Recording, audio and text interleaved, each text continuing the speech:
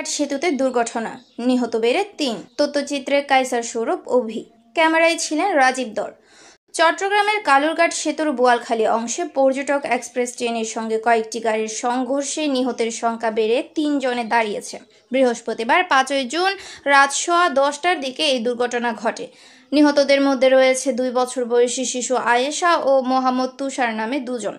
নিহত আরেকজনের নাম জানা যায়নি। এ ঘটনায় আহত হয়েছেন ৫ জন। তাদের চট্টগ্রাম মেডিকেল কলেজ হাসপাতালে ভর্তি করা হয়েছে। আহতদের মধ্যে ৩ জনের নাম পাওয়া গেছে। তারা হলেন আসিফ উদ্দিন বাপ্পি, আসমা আহমেদ ও আঞ্জুয়ারা। নিহত শিশু আয়েশা বোয়ালখালী উপজেলার বাসিন্দা সাজ্জাদ নূর মিঠু ও জুবাইদা ফেরদৌস ইসরার সন্তান। তারা অটোরিকশার যাত্রী ছিলেন।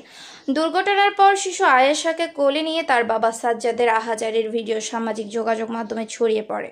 উদ্ধার প্রক্রিয়ার সঙ্গে যুক্ত থাকা চান্দগাঁও থানার ভারপ্রাপ্ত কর্মকর্তা ওসি আফতাব উদ্দিন বলেন, দুর্ঘটনায় মোট ৩ জন নিহত হয়েছেন, আরও কয়েকজন আহত হয়েছেন। কায়সার সৌরভ, অভি, ডাক বাংলা টিভি, চট্টগ্রাম।